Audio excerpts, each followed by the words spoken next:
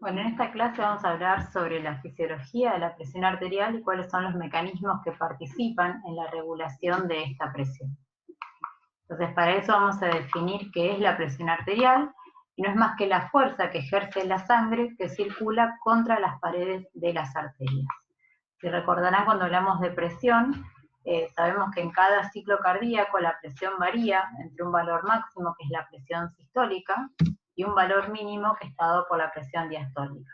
Y que la presión en el interior del árbol arterial se representa por un promedio, que es la presión arterial media. Ahora, si recuerdan, en cada ciclo cardíaco el corazón transcurre 2/3 partes del ciclo en diástole y 1/3 parte en sístole. Por lo tanto, cuando hablamos de presión arterial media no es realmente el promedio, sino vamos a ver ahora la fórmula.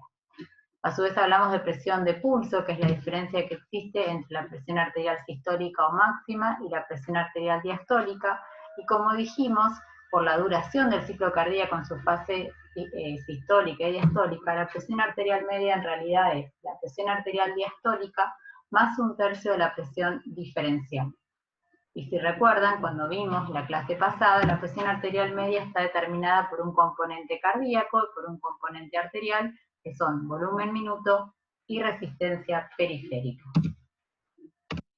Ahora bien, ¿cuáles son los determinantes de la presión arterial? Entonces, como dijimos, la presión arterial depende del volumen minuto o gasto cardíaco y la resistencia periférica, es decir, un componente cardíaco y un componente arterial. Y a su vez son regulados por varios factores. Como recordarán, el volumen sistólico depende de la precarga, de la poscarga y de la contractilidad. Y la precarga, habíamos definido, era el grado de estiramiento de las células musculares del ventrículo al final de la diástole, y que dependía justamente del retorno venoso. Por otro lado teníamos la poscarga, que es la resistencia que debe vencer el ventrículo para eyectar la sangre, ¿sí?, al final de la sístole. Y por último, la contractilidad o inotropismo, que es la fuerza contráctil del miocardio per se, es decir, que no depende de la energía elástica acumulada por el estiramiento. Otro de los determinantes es la frecuencia cardíaca, que va a depender del sistema nervioso autónomo. Y finalmente la resistencia periférica, que dijimos es una medida de la resistencia al flujo y que está directamente relacionada con la viscosidad de la sangre por un lado y con el radio arterial, relación ambas establecidas por la ley de Poiseuille. Ahora, si vemos la ley de Poiseuille, habíamos remarcado que era muy importante el radio del vaso. ¿Y esto por qué? Porque la resistencia varía inversamente a la cuarta potencia del radio del vaso. Y si nos fijamos cómo está distribuida la resistencia periférica a lo largo del árbol arterial, llama la atención que el segmento de la circulación que actúa como determinante de la resistencia periférica es aquel que está formado por los vasos más pequeños, es decir, por las arteriolas y los capilares, que representan casi el 70% de la resistencia periférica. En el otro extremo tenemos el compartimento venoso, que si nos fijamos contribuye muy poquito a lo que es la resistencia periférica, es decir, un 7% en el territorio de vénulas, venas y vena cava. Y esto es porque es el territorio donde hay mayor capacidad, o sea, la mayor parte del volumen sanguíneo está alojado en este territorio, porque es lo que determina la mayor parte de la capacitancia vascular. Para eso vamos a definir qué es la capacitancia. Entonces, la capacitancia se expresa como el volumen de sangre que un vaso puede almacenar por cada milímetro de mercurio de aumento de la presión arterial. Es decir, que la capacitancia vascular es delta de volumen sobre delta de presión. ¿Y de qué va a depender esa capacitancia vascular? Va a depender de la complacencia o de la distensibilidad del vaso, que es la tendencia a resistir al retorno a la dimensión original después de la remoción de la fuerza. Y por lo tanto se expresa como la fracción de aumento del volumen de un vaso por cada milímetro de mercurio de aumento de la presión arterial. Es decir, que la complacencia va a ser el delta de volumen sobre delta de presión por volumen original. Y esto es importante, ¿por qué? Porque el sistema circulatorio es un sistema cerrado que está compuesto por dos compartimentos que se complementan. Un compartimento venoso que va a ser de alta capacitancia y un compartimento arterial que va a ser de baja capacitancia. Así, en ausencia de cambios en el volumen total, la redistribución de la sangre entre ambos compartimentos puede ser importante en la determinación de la presión arterial.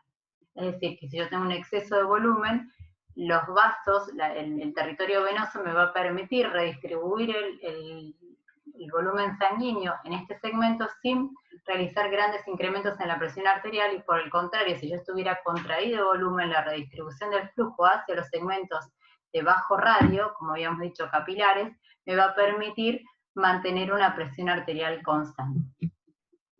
Entonces, esta diapositiva ya la habíamos visto en clases anteriores, donde veíamos enumerados, así a modo de esquema, cuáles son los principales mecanismos involucrados en la regulación de la presión arterial. Podemos decir así en forma genérica que la presión va a estar regulada por mecanismos que son a corto plazo, que va a depender fundamentalmente del sistema nervioso autónomo, es decir, del sistema nervioso, y por mecanismos de largo plazo que van a depender de componentes humorales. Y que ambos mecanismos, nervioso y humoral, están estrechamente regulados entre sí. Como vamos a ver, la respuesta nerviosa va a depender fundamentalmente de reflejos que se van a iniciar en varoreceptores o quimioreceptores, mientras que la respuesta mediada humoralmente va a depender de mecanismos más complejos y a mayor largo plazo. Entonces, ¿qué es la presión arterial sistólica? Es la presión máxima que se alcanza en la sístole y va a depender de la distensibilidad de grandes arterias, del volumen sistólico y de la volemia. Mientras que la presión arterial diastólica es la mínima presión de la sangre contra las arterias que ocurre durante la diástole y que va a depender de la resistencia vascular periférica.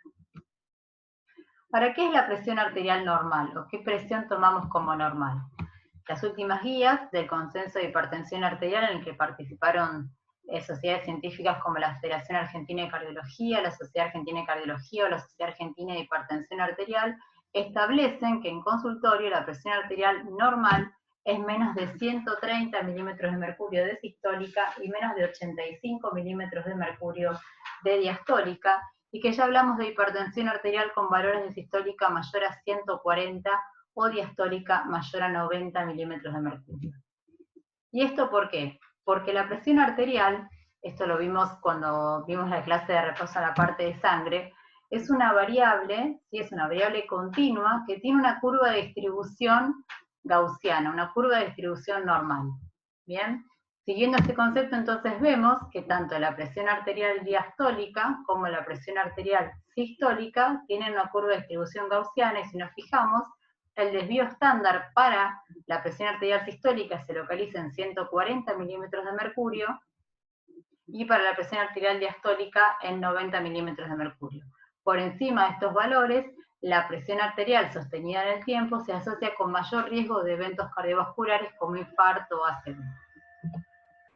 Entonces, ya habíamos mencionado que la curva de la presión arterial tiene un punto máximo que corresponde a la presión arterial sistólica, un punto mínimo que corresponde a la presión arterial diastólica, una presión arterial media, que era la presión arterial diastólica más un tercio de la presión diferencial, la diferencia entre la presión máxima y la mínima llamada presión de pulso, y que esta presión de pulso va a depender directamente de la descarga sistólica e inversamente proporcional a la distensibilidad de la arteria.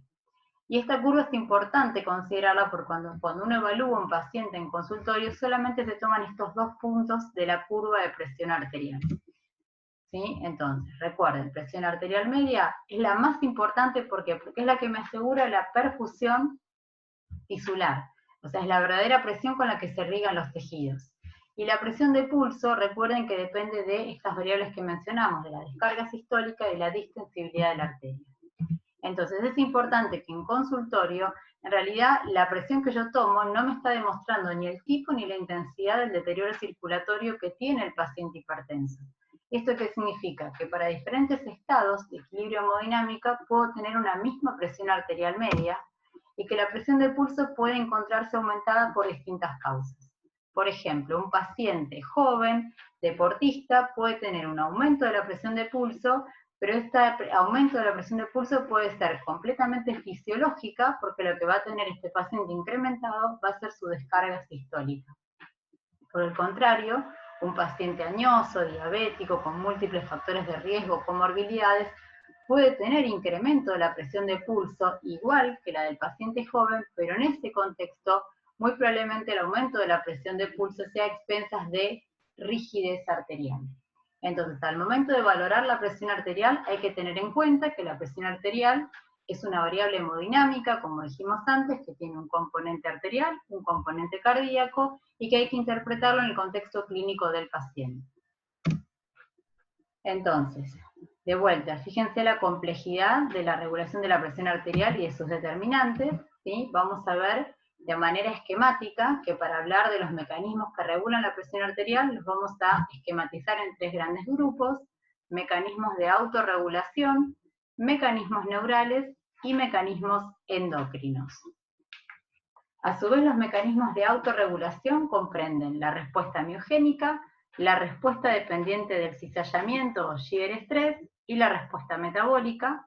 Dentro de los mecanismos neurales hablamos de varoreceptores de alta presión o varoreflejo arterial, quimioreceptores y varoreceptores de baja presión o varoreflejo cardiopulmonar. Y dentro de los mecanismos endocrinos tenemos para mencionar la hormona antidiurética o vasopresina, la angiotensina 2, es decir, el sistema renina-angiotensina-aldosterona, y el péptido natriurético atrial. Entonces, fíjense cómo estos mecanismos se complementan y participan en distintas etapas de la respuesta para, en definitiva, lograr la homeostasis y mantener una presión arterial y volumen minuto normal. Entonces mencionamos autorregulación, regulación neural y regulación endócrina. Entonces, vamos a empezar por los mecanismos de autorregulación. ¿Sí? Mencionamos la respuesta miogénica, la respuesta dependiente del cizallamiento y la respuesta metabólica. Sabemos que la autorregulación es la capacidad de los lechos vasculares de mantener un flujo sanguíneo relativamente constante a través de un amplio rango de valores de presión arterial. Los órganos, como es esperable, tienen distinta capacidad autorregulatoria y este mecanismo es fundamental en riñón, cerebro y corazón. ¿Cuáles son los tres tipos de estímulos para la autorregulación? El cambio en la presión intraluminal, la tensión de cizallamiento y la disminución del flujo sanguíneo. Entonces, dentro de la respuesta miogénica, como dijimos, el estímulo para que se desencadene es el cambio en la tensión parietal. ¿Cuál es el mecanismo por el cual se genera esta respuesta? Por un mecanismo de mecanotransducción. ¿Qué implica esto? Es un proceso de transformación de una señal mecánica en una señal química que puede estar mediada por segundo mensajeros o por calcio. ¿Cuál es la finalidad o la función de esta respuesta miogénica? Restablecer el tono vascular basal y autorregular el flujo sanguíneo y la presión hidrostática capilar. Esto se da principalmente en arteriolas y pequeñas arterias.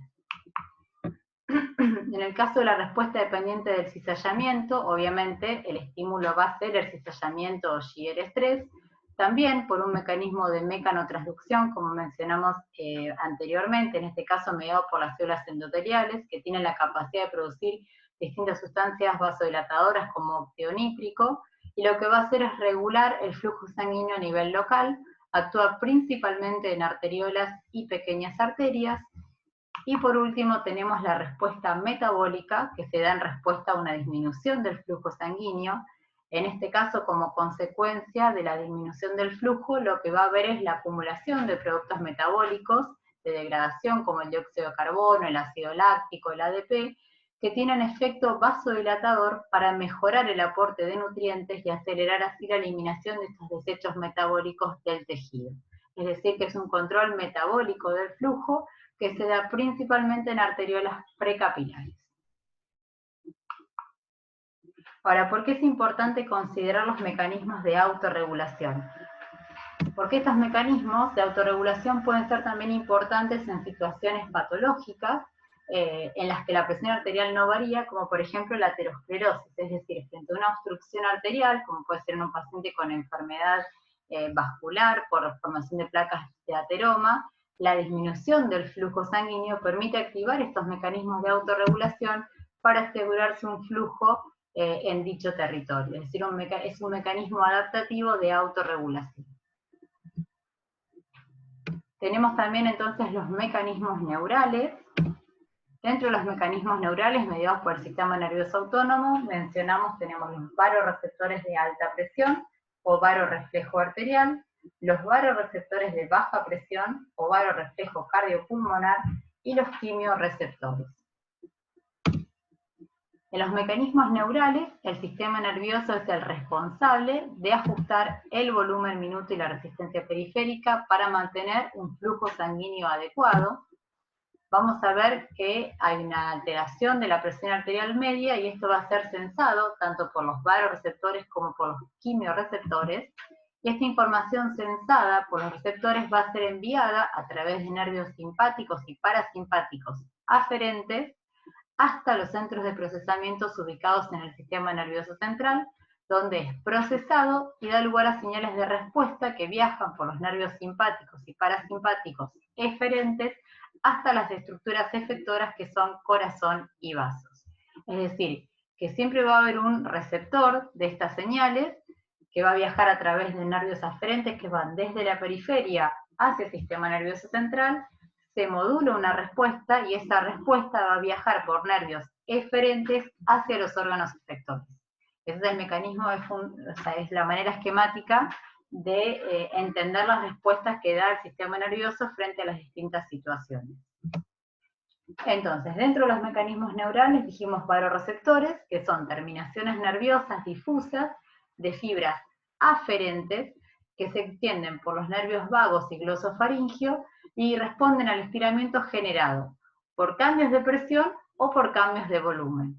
En el caso de los cambios de presión, son los varoreceptores de alta presión, que responde a la ley de Laplace, y en el caso de los cambios de volumen, es dado por los varoreceptores de baja presión. Estos varoreceptores de alta presión, o varoreflejo arterial, están localizados principalmente en las grandes arterias de la región torácica y cervical, siendo más abundantes a nivel del seno carotidio y callado aórtico. Vamos a ver cómo los varoreceptores ubicados a nivel del callado aórtico viajan a través de los nervios vagos, mientras que los del seno carotidio viajan a través del nervio glosofaringio y un nervio que se forma a través de estos varoreceptores carotidios que recibe el nombre propio de nervio de Hering.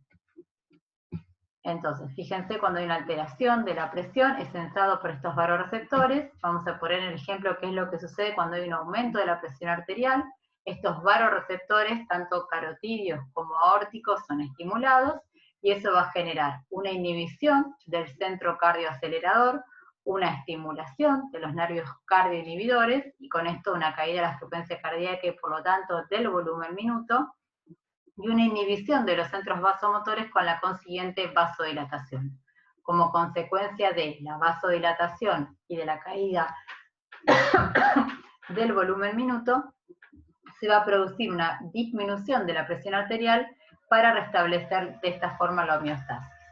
Entonces, estos centros del callado aórtico y de carótida van a ser sentados por los varoreceptores, llevan esta información por nervios aferentes, vago y glosofaringio, como mencionamos recién, hasta el núcleo de tráqueo solitario, que van a ser los encargados de emitir una respuesta eferente hasta los órganos efectores, en este caso corazón, para disminuir el volumen minuto, y arteria para generar la vasodilatación. Entonces fíjense que la respuesta de los varoreceptores es máxima en el rango normal de la presión arterial media, que es de 70 a 105 milímetros de mercurio, ¿sí? Es decir, que pequeñas variaciones de la presión arterial van a provocar una profunda variación de los impulsos que parten de los varoreceptores para reacomodar así la presión arterial hacia los valores de normalidad. Fíjense, presión arterial dentro del rango de normalidad, cantidad de impulsos por segundo a través de los nervios que son los que llevan la información de los varoreceptores. Es decir, que se mantiene en un rango muy estrecho para mantener una presión arterial media dentro del rango normal. Por otro lado tenemos los quimiorreceptores, que son células capaces de detectar disminuciones en el contenido de oxígeno o aumento en los niveles de dióxido de carbono o hidrogeniones en sangre arterial, y estos quimiorreceptores pueden ser centrales o periféricos. En el caso de los quimiorreceptores centrales, se encuentran a nivel del tallo cerebral, que van a detectar cambios en el pH del líquido cerebroespinal para estimular fundamentalmente el centro respiratorio, mientras que los quimiorreceptores periféricos van a localizarse tanto a nivel del callado aórtico como a nivel de los cuerpos carotídeos en las arterias carótidas comunes.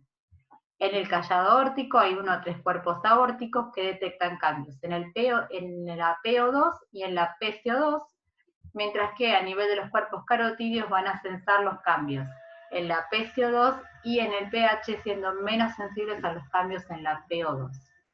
Las aferencias viajan por los nervios de Hering y glosofaringio y nervios vagos hasta los centros vasomotores y cardiorreguladores del tallo cerebral. Es importante que estos quimiorreceptores son poco sensibles a los cambios de la presión arterial, pero solo adquieren relevancia cuando la presión disminuye marcadamente, es decir, menos de 80 milímetros de mercurio. Fundamentalmente desempeñan un rol importante en lo que es la regulación de la presión a través del centro respiratorio para nivelar los niveles de PO2, PCO2 y alteraciones en el pH.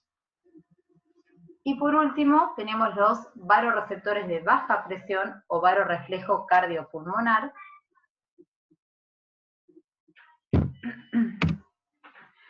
Fíjense, tenemos en este caso ante una distensión de los varoreceptores auriculares y en las arterias pulmonares, esta información viaja a través del nervio vago y envía su información al núcleo del tracto solitario para emitir la respuesta eferente. ¿Qué es lo que va a generar? La alteración por aumento de la presión a nivel de la aurícula y de la arteria pulmonar, disminución de la secreción de la hormona antidiurética, es decir, envía señales al hipotálamo para reducir la secreción de hormona antidiurética, y de esta forma disminuye la reabsorción de agua por los túbulos renales. Por otro lado tenemos dilatación de las arteriolas renales aferentes, es decir, activa la dilatación refleja de la arteriola aferente de los riñones y de esta forma eleva la presión capilar glomerular y consecuentemente aumenta la filtración glomerular hacia los túbulos renales.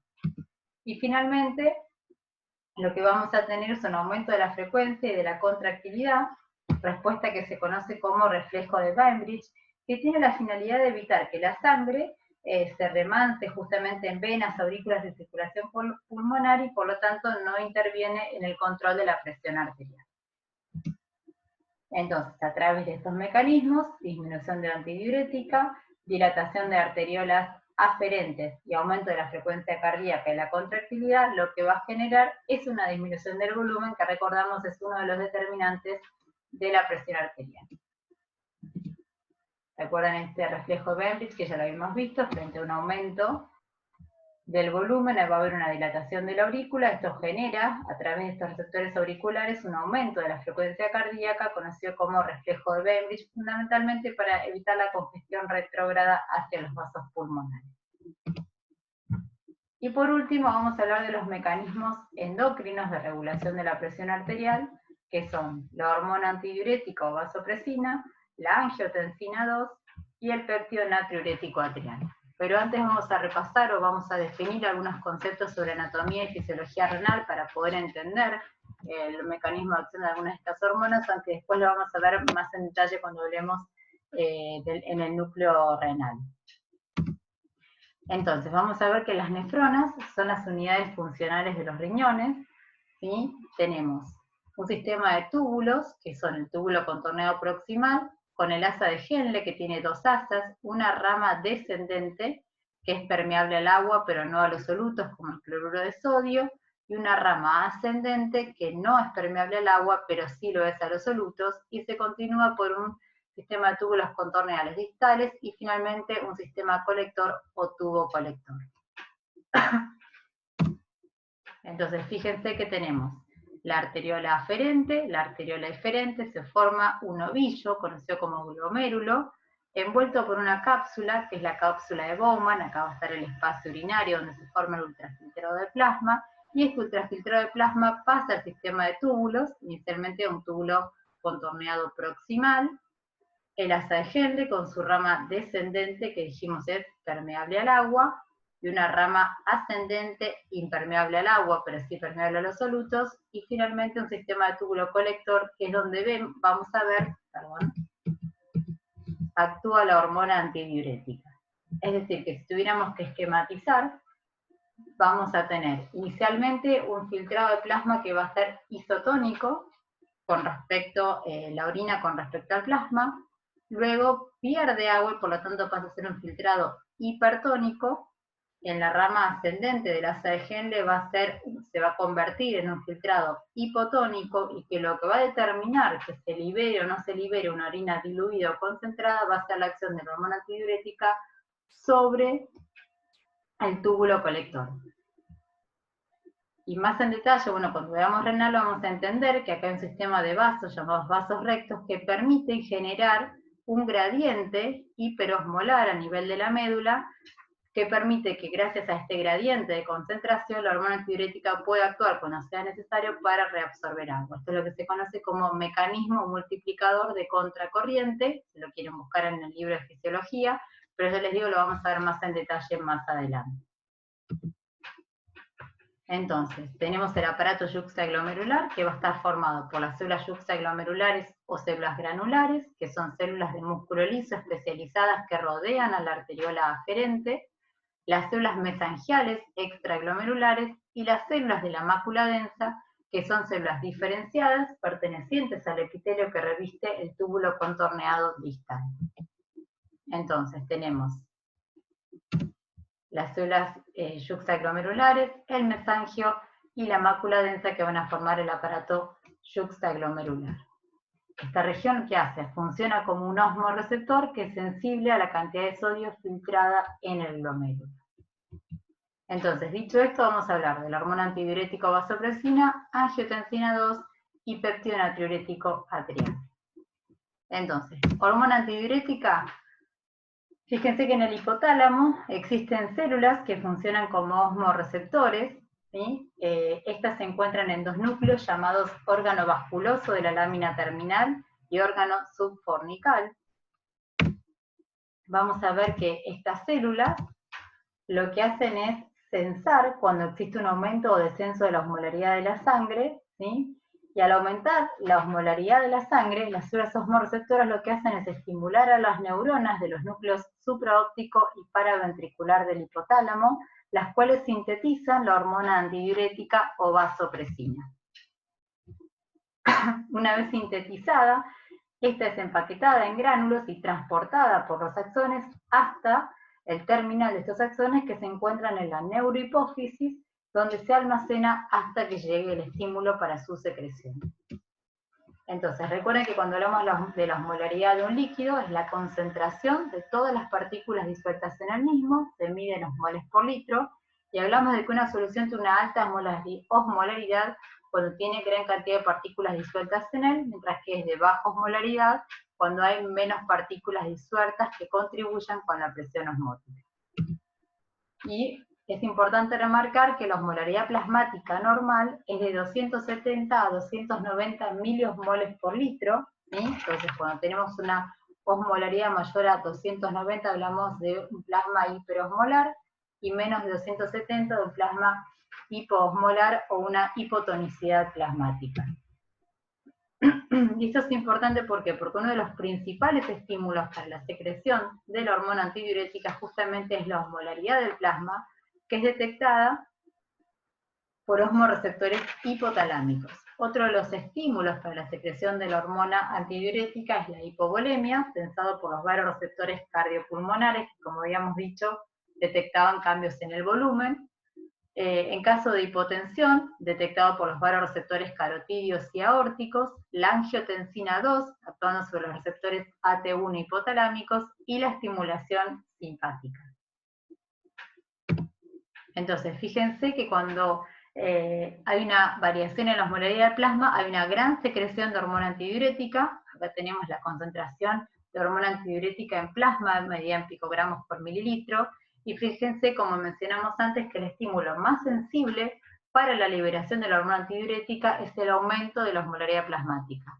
Al aumentar solo 1% la osmolaridad de la sangre, la antidiurética se libera y aumenta 1 picogramo por mililitro. A partir de este punto, ¿sí?, el umbral para que comience a darse es con una osmolaridad mayor a 280 miliosmoles por litro, que habíamos dicho era el valor de referencia de normalidad.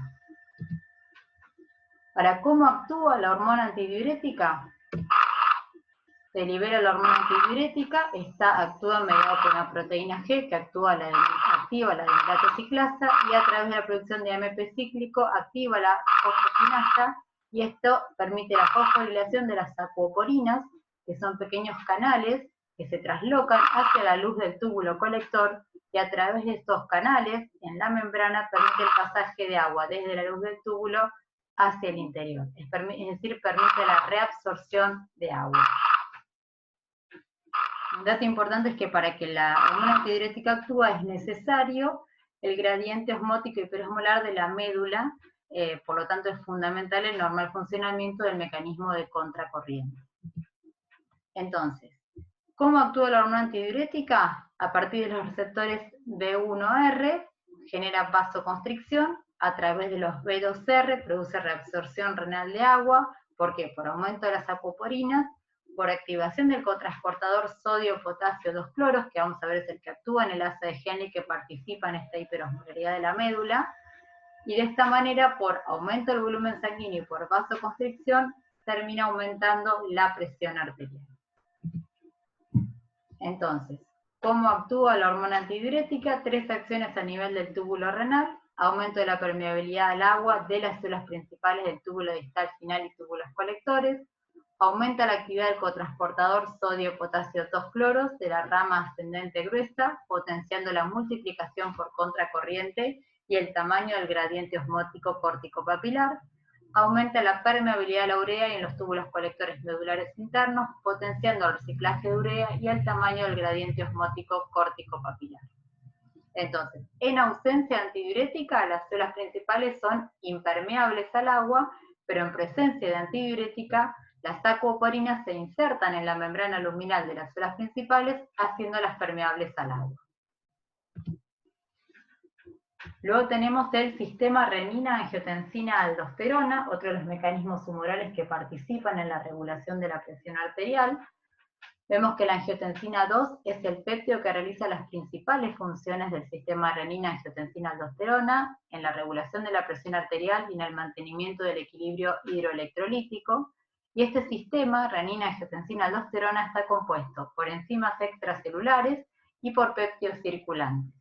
Dentro de las enzimas extracelulares tenemos la renina, la enzima convertidora de angiotensina, y dentro de los péptidos circulantes, el angiotensinógeno, la angiotensina 1, angiotensina 2 y péptidos relacionados. Entonces, esto se los pongo, es una caricatura que intenta esquematizar el sistema renina-angiotensina-aldosterona para que lo recuerden. Fíjense, tenemos acá entonces el glomérulo con la arteriola aferente. La arteriola aferente, ¿qué es lo que hacía el riñón? Era censar la cantidad de agua y sodio que llega al aparato yuxtaglomerular, y frente a ese estímulo se liberaba renina.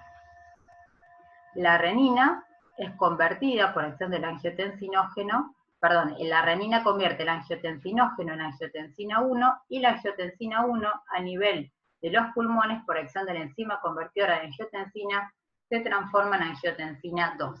¿Sí? La angiotensina 2 lo que hace es generar vasoconstricción, resultando en un incremento de la presión arterial, y a su vez estimula a la glándula suprarrenal para la producción de aldosterona, que como vimos la aldosterona lo que permite es la reabsorción de agua y sodio y la excreción de potasio, y por este mecanismo va a aumentar la presión arterial.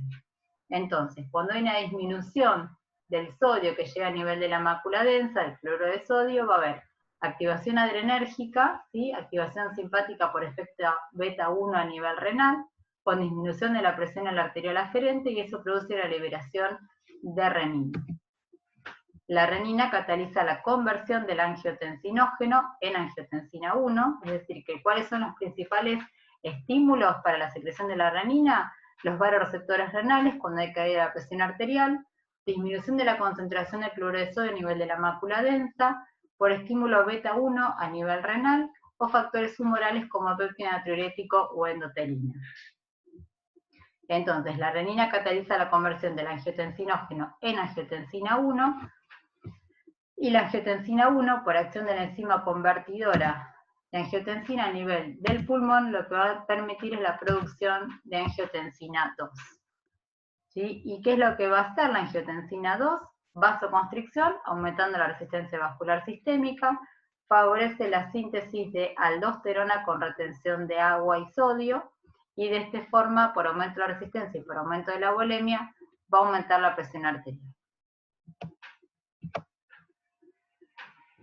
¿Cómo actúa la aldosterona? ¿Cuáles son los estímulos para la producción de aldosterona? Como ya dijimos, la angiotensina 2 es un potente estímulo para la producción de aldosterona en la zona glomerulosa de la corteza adrenal, pero también puede ser estimulada cuando hay un aumento del potasio circulante, es decir, una hipercalemia, o bien por acción de la hormona adrenocorticotrofina. Cualquiera de estos tres estímulos va a estimular a la corteza adrenal en su zona glomerulosa para la síntesis de aldosterona.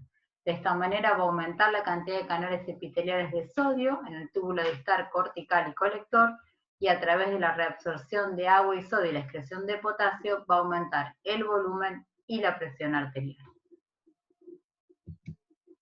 Y ya para ir finalizando, el último mecanismo que vamos a mencionar con respecto a los mecanismos endocrinos de regulación de la presión arterial, tenemos los péptidos natriuréticos, como hablamos la clase pasada.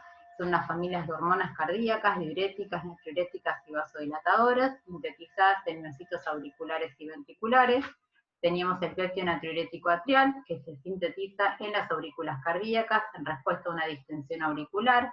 El péptido natriurético cerebral se origina en los cardiomiocitos ventriculares como respuesta a la expansión del volumen ventricular o la sobrecarga de presión, y menos frecuente el péptido natriurético C o de tipo cerebral, que se origina en el endotelio vascular de riñones, pulmones y corazón, en respuesta a la distensión mecánica endotelial.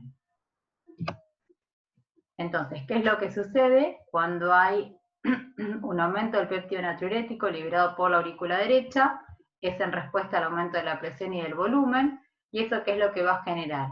Un aumento de la pérdida del sodio urinario, un aumento de la pérdida de agua urinaria, disminución del mecanismo de la sed, bloqueo de la liberación de hormona antidiurética, aldosterona, epinefrina y norepinefrina, y vasodilatación periférica, y a través de disminución del volumen circulante y disminución de la presión arterial se restablece la homeostasis, volviendo a presiones arteriales y volúmenes normales. Ahora bien, estos son los mecanismos más groseros que participan en la regulación de la presión arterial, pero hay infinidad de mecanismos que participan en este proceso complejo de regulación homeostática, como son las cininas, los metabolitos del ácido araquidónico, la insulina, el cortisol. Solo por mencionar algunos, vamos a hablar de las cininas. Vamos a ver cómo el sistema calicreína-cinina es un sistema poco definido de proteínas sanguíneas que participan en la inflamación, en la regulación de la presión, la coagulación y en el dolor. Y sus importantes mediadores, la bradicilina y la calidina, son vasodilatadores que actúan sobre muchos tipos celulares. Por lo tanto, la bradicilina, mediante la producción de óxido nítrico, prostaciclinas o factor hiperpolarizante derivado del endotelio, lo que va a producir es relajación y de esta manera disminuye la presión arterial.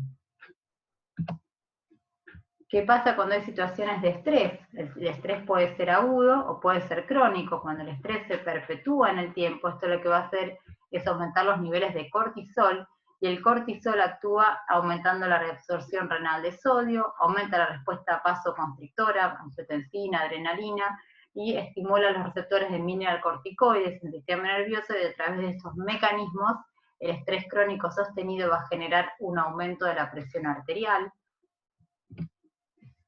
Fíjense qué pasa en situaciones de un síndrome metabólico, donde hay una hiperinsulinemia. Habrán escuchado hablar de la insulinoresistencia o incremento del índice OMA. Cuando hay un aumento de la insulina, el paciente lo que va a tener es activación del sistema de renina-angiotensina-aldosterona, mayor retención de sodio, activación del sistema nervioso simpático, y todo esto favorece un remodelado vascular, es una disfunción vascular con mayor rigidez, aumento del tono vascular, que en definitiva va a llevar a la hipertensión arterial. Entonces, cuando alguien dice mi presión arterial es nerviosa, viendo todos estos mecanismos de autorregulación, tenemos que entender que la presión nerviosa no existe, sino que el paciente hipertenso lo que tiene es una falla en los mecanismos de regulación, ya sea de autorregulación, los mecanismos neurales de regulación de la presión arterial o mecanismos de regulación humoral. Pero la presión arterial nerviosa no existe, ¿sí? Y para terminar vamos a poner un ejemplo de un caso clínico. Un paciente de 30 años, 70 kilos de peso, sin ningún antecedente de relevancia, que llega a un servicio de emergencias con una herida cortante en la pierna, asociada con una lesión vascular, y se estima una pérdida de sangre de aproximadamente 1 litro. Sin embargo, cuando el paciente llega al servicio de emergencia, está con un buen nivel de conciencia, con una frecuencia cardíaca elevada, de 110 latidos por minuto. Fíjense que la presión arterial se mantiene en 110/65, con frialdad cutánea. Entonces, frente a este paciente que tuvo una pérdida de 1 litro de sangre por una lesión vascular, ¿qué mecanismos fisiológicos compensadores se ponen en marcha ante esta pérdida sanguínea? ¿Y qué pasa en este caso con el retorno venoso? Entonces, fíjense, como consecuencia de la pérdida de sangre hay una disminución del retorno venoso y consecuentemente una disminución del volumen telediastólico, que recordarán es uno de los determinantes de la precarga. Esto va a llevar a una disminución refleja del volumen latido, ¿sí? Mecanismo de Frank-Starling, y por lo tanto de una caída del gasto cardíaco. ¿Para qué mecanismos neurales se van a activar? La reducción del gasto cardíaco va a ser, por un lado, que se reduzca el estímulo sobre los varoreceptores, ¿sí? Arco aórtico y seno carotidio, que va a dar lugar a una reducción del estímulo inhibidor parasimpático y por lo tanto un aumento de la actividad simpática del centro vasomotor. ¿Esto qué va a generar? Vasoconstricción arterial, venoconstricción, aumento de la frecuencia cardíaca y aumento de la contractilidad cardíaca. Es decir, que el paciente frente a la pérdida de sangre lo que va a generar es vasoconstricción para mantener la presión arterial. La venoconstricción lo que hace es redistribuir el flujo. ¿Se acuerdan que habíamos dicho que la mayor cantidad de la volemia se encontraba en el territorio venoso? Hay una redistribución del flujo desde el compartimento venoso hacia el compartimento arterial para mantener la presión arterial. Hay un incremento de la frecuencia cardíaca, que es uno de los determinantes del volumen minuto, y hay un aumento de la contractilidad, ¿sí? Es decir, un aumento del inotropismo, que no depende, como dijimos, ni de la precarga ni de la poscarga. Entonces, el aumento de la frecuencia cardíaca supone el primer y más rápido mecanismo compensador, pero también se produce un aumento del retorno venoso y una redirección del flujo sanguíneo hacia los órganos vitales, y es por eso que el paciente presenta frialdad cutánea. Habíamos dicho que el mecanismo de autorregulación era menos efectivo a nivel de piel y se va a centrar fundamentalmente en riñón, cerebro y corazón. Entonces, ¿qué mecanismos humorales participarían en este caso? Como consecuencia de la reducción del flujo sanguíneo renal, que va a haber activación del sistema renina-angiotensina-aldosterona, y como consecuencia va a haber vasoconstricción renal y reabsorción de agua. Es decir, que estos mecanismos que se pusieron en marcha va a permitir que el paciente llegue al hospital con un estado de shock compensado, ¿sí? Como consecuencia de estos mecanismos adaptativos. Esto se los puse a modo de ejemplo como para que entiendan o cómo razonar un caso clínico de cómo interpretar un paciente cuando llega a la guardia, no solo por hipotensión, sino también por hipertensión. En la clase próxima vamos a ver algunos conceptos generales respecto de hipertensión arterial y repasar algunos de los determinantes de la presión arterial.